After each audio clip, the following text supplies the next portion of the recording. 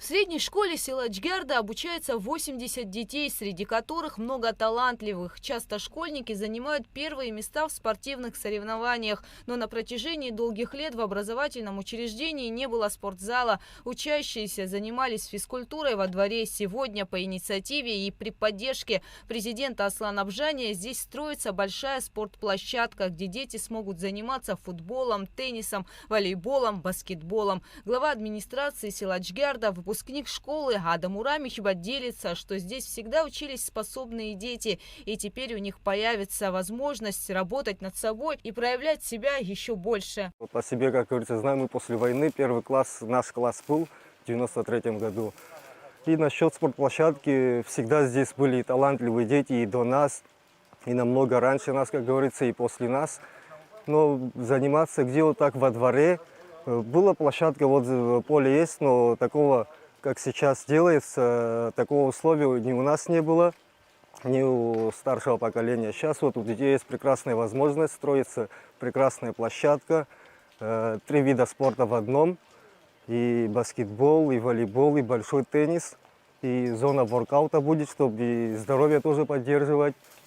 Дети действительно талантливые, только вот в этом году по спартакиаде стрельба из лука наши ребята выиграли районную, представляли район. В Республиканской олимпиаде и там тоже заняли первое место. После этого еще вот другие виды спорта будут поддерживать, будут дальше заниматься и улучшать свои результаты. И вот за такую вот прекрасную площадку мы благодарим президента Аслана Георгиевича Абжания. Это его личная инициатива. Он вот здесь обещал, что здесь будет спортплощадка высокого уровня, высшего уровня, можно сказать, чтобы дети занимались. Здесь и не только дети, вечером освещение будет, и мы тоже чуть-чуть вспомним, как говорится, молодость. Будем здесь играть, и взрослые, и дети. Кроме того, здесь также будет и воркаут-площадка. Простыми словами, это пространство для уличных занятий спортом с тренажерами, турниками и прочим спортивным оборудованием. Сюда смогут приходить не только школьники, но и местные жители. Все те, кто любит заниматься спортом. Тренажеры сейчас должны, вот мы уже их проплатили, они должны скоро быть здесь на объекте. Вот. На данном этапе мы уже провели работы по выемке грунта, засыпки щебня, трамбовки, вот, фундамент залили саму площадку сверху, установили все столбы, ограждения. Вот, сейчас ожидаем материала и вот планируем где-то к концу июля завершить все работы. С 61 года я учился в школе, с 61 года все, нету. То есть спортзала здесь Никогда не было.